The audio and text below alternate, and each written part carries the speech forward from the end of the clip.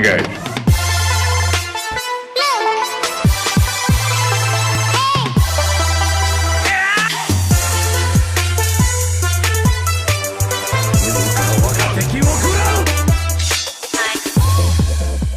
How's it going, guys and geeks? Welcome back to the Geek Critique Show. I'm Dakota. And I'm Jen. We have a ton of stuff to talk about today, guys, whether it be Doctor Who, Inhumans, or Logan. So why don't we just get right into it? Yeah, let's do it. But first, we have to talk about the elephant in the room. We passed 3,000 subscribers this past week, and passed is an understatement. We flew by it.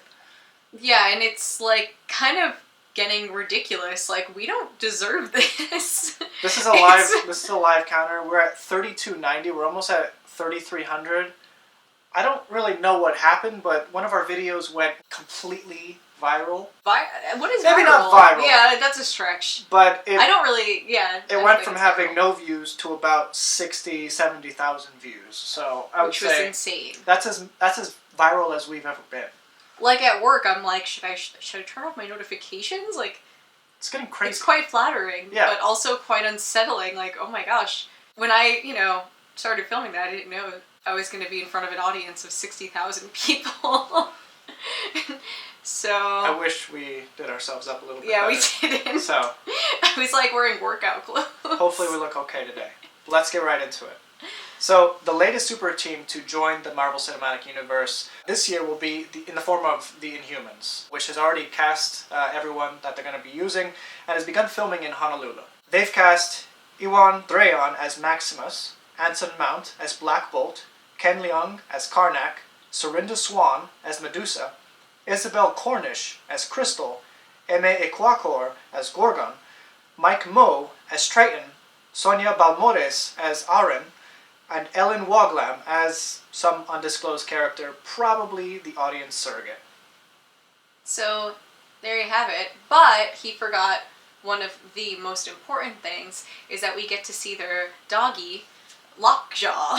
Oh, which right. I love that name, first of all, and he teleports, which is also pretty it's cool. a giant teleporting dog. It doesn't get much cooler than that. Yeah, it doesn't get much cooler than that. But speaking of Jaws, and not the shark movie, Dakota's Jaw, actually, we didn't get to film like a couple of days ago because he had actually gotten his wisdom tooth removed. It was a very last minute thing. His face started swelling. Yeah. And it was not fun for him.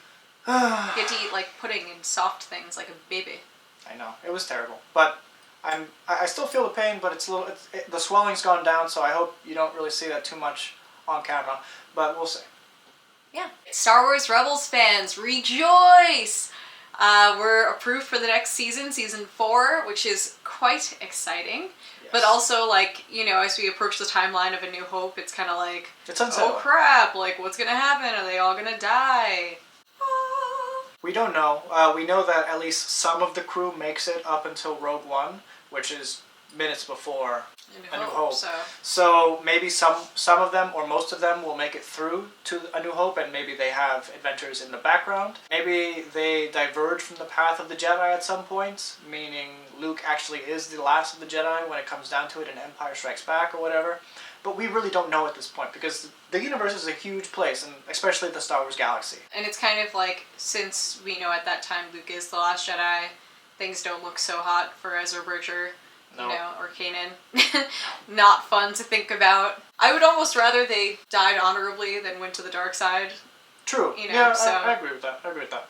Just my thoughts. But we already had a Star Wars television show about people who will eventually die, which was the Clone Wars, and almost the entire Jedi race died at the end of it due to Order 66. That's true. So, I don't know. Overwatch and Blizzard unveiled their 24th hero, Orisa, a quadruped omnic tank that was created by 11-year-old Effie Oladele after an incident in the Numbani airport that involved several destroyed OR-15s and Doomfist, who is heavily rumored to be the 25th hero, but we don't know for sure at this point. Also, no official word yet on whether or not the next animated short is incoming or not. We assumed so last week, didn't end up happening. The latest word is that the next animated short will be about the origin of May, everyone's favorite devil.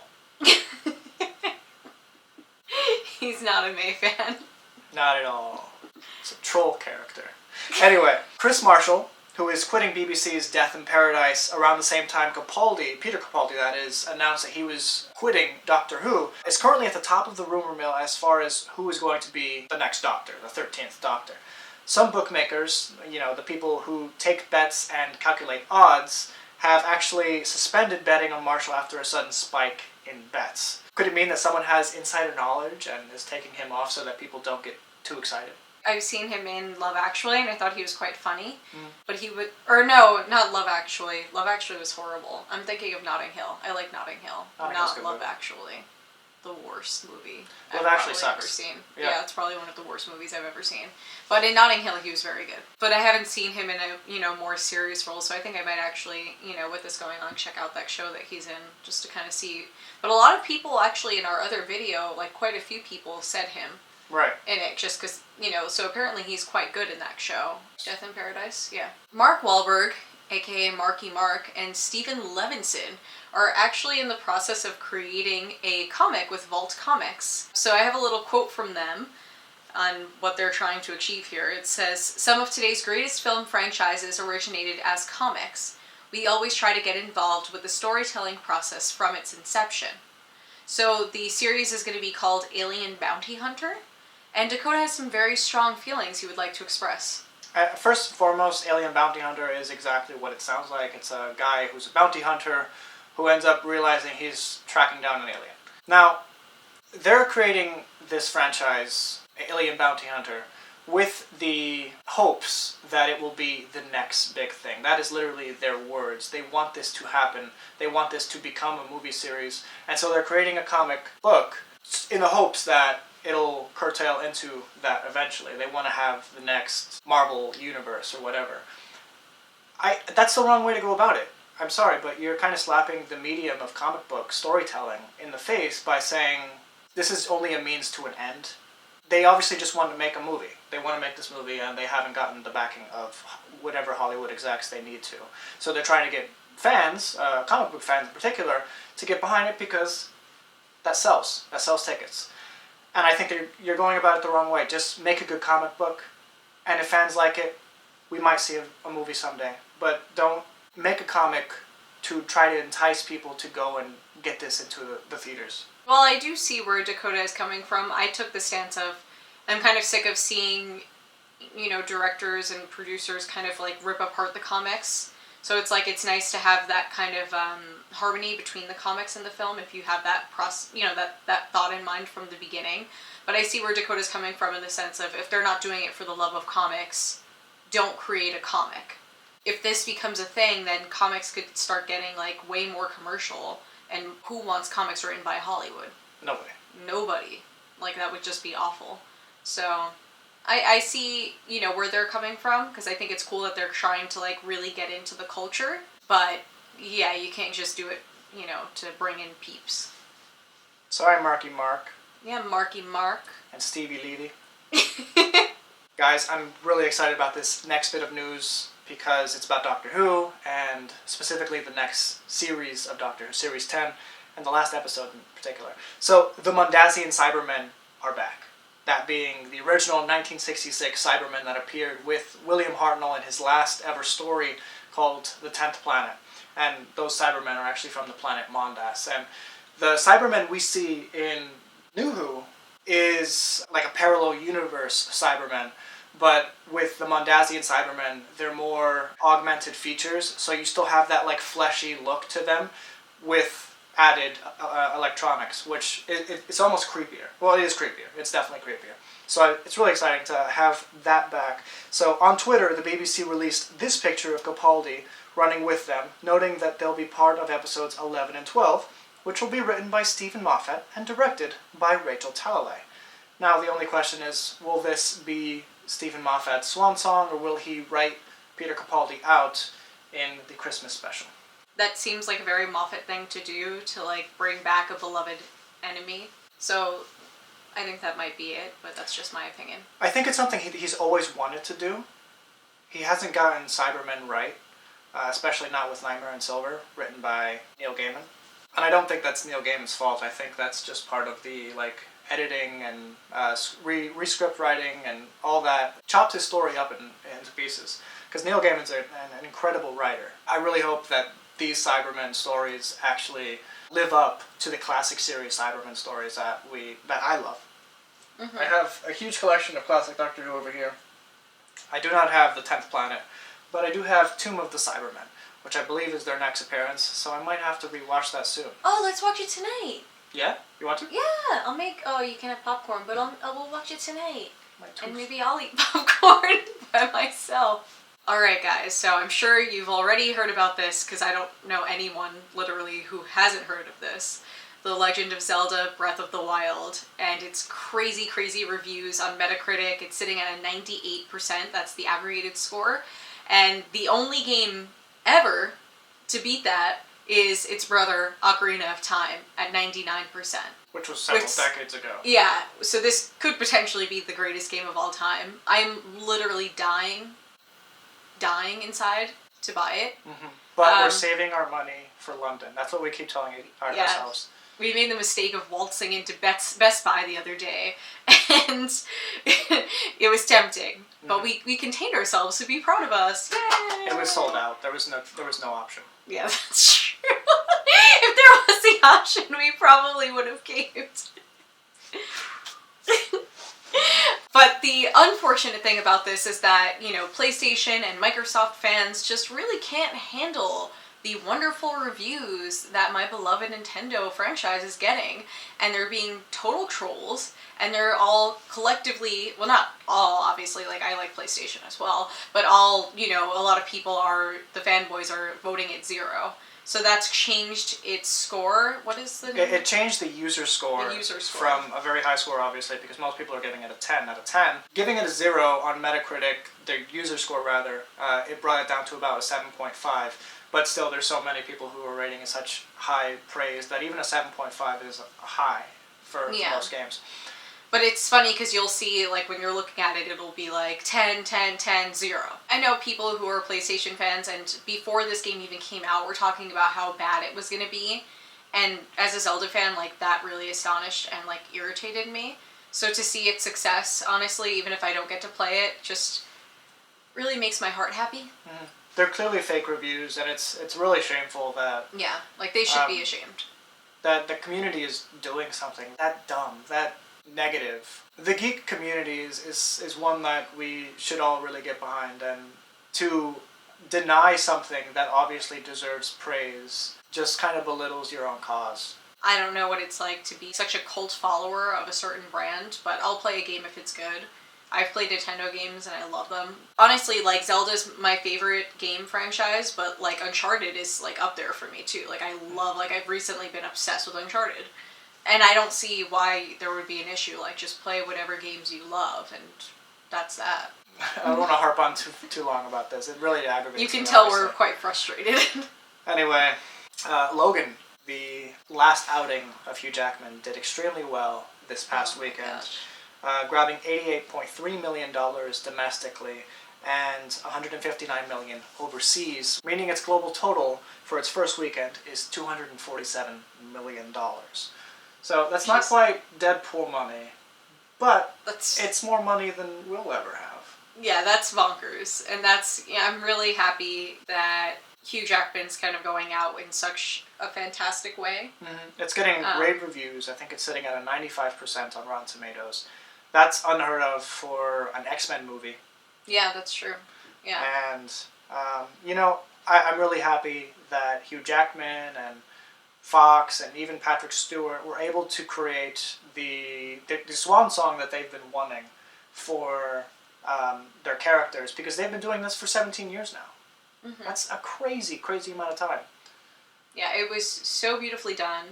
I mean, we both laughed, we both cried. It was quite an emotional roller coaster. Mm-hmm. The new character of Laura, she is fantastic. Yeah. I absolutely adore her. I mean, it's just so wonderful. It's hard to watch because it's the end of an era, but it's a really good end. It's not so sad that you don't expect what's coming or anything like that. Going in what's going to happen. We're not going to spoil it here, obviously, but It really is worth your money. Now, that said, it is a rated R film. It is very violent. Yeah, that was something They use a lot that of strong language. And I don't find that necessary. The film would have been just as good without it. But yeah. I think too, you know, Professor X, to have him cursing, just, it makes sense for Logan. Because that's, like, just the type of guy he is. Like, you could totally picture him cursing. Like, culturally, where he comes from, how, you know, like, his, like, the surroundings he puts himself in. But Professor X, it just didn't seem like him. So out of nowhere, when I see him cursing for the first time, it was a little like, oh, okay. It was unsettling. Yeah, like, it, to me, not, like, it was, yeah, unsettling, but just unnecessary. And, like, a lot of the violence, even though I see how that is so much more true to the comics, and it's funny because, you know, Wolverine's powers, like, that is how he would use them. He's a violent character. Yeah, like, that's who he is. To his origin, yeah. Yeah, and if you know, so I'm watching it and I'm like, you know, this is a lot more realistic. Like, if he has this ability, like, this is exactly how he would use it. But I kept, like, getting, like, I'm not good with that kind of stuff, so I'd, like, close my eyes and be like, ah, that guy's head fell off. Why were there so many heads rolling around? And why are tigers extinct? That's the question we need to ask right now. What happened to the tigers? Spoiler alert, tigers are extinct. That's a very big plot point in the film. So I'm sorry. That's the whole ending. Yeah, that's the... They're resurrecting tigers, actually. That's the point. But anyway, the plight of the story was extremely well done. The helplessness of the characters was really well done also because, gosh, the whole movie you just feel caged. Yeah. You feel backed into a corner.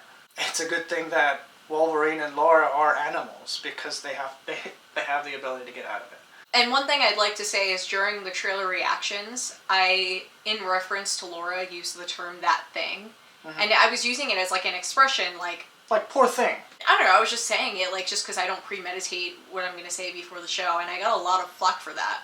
And I would just like to say that I loved how much this movie was talking about redemption for children who were raised in really terrible circumstances, and I feel like so much of the time you see a kid misbehaving or acting a certain way, and it's easy to judge them or just be like, what's wrong with their parents, but you have no idea what that child has been through. One, like, underlying point of this was that the love that, you know, Laura was showed by this other character that isn't, like, Gabriella, who isn't, like, super important, but, like, the love that she was shown by Gabriella, just the little dose of love that she got is what saved her humanity.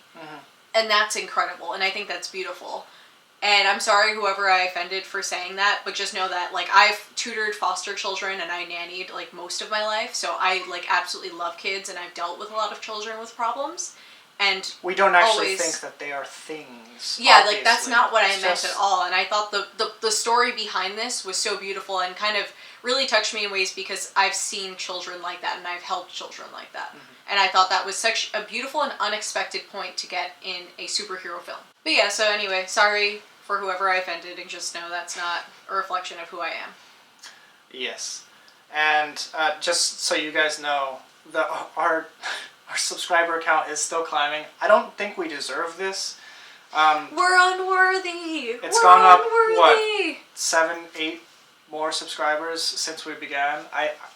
I'm floored. Jeez. Thank you. Thank you so much, guys. Thank you guys. Like, we have a lot more content coming, obviously. Like we said, we went to Best Buy the other day. We splurged on a computer, so now I don't have to edit on my iPad anymore. And I have a lot of projects in mind that I'm going to be releasing shortly.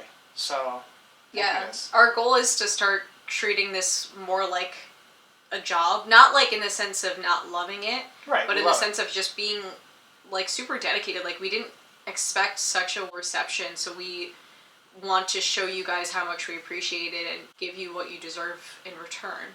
So we'll do everything that we can, and obviously we love it when you guys comment. We love your feedback.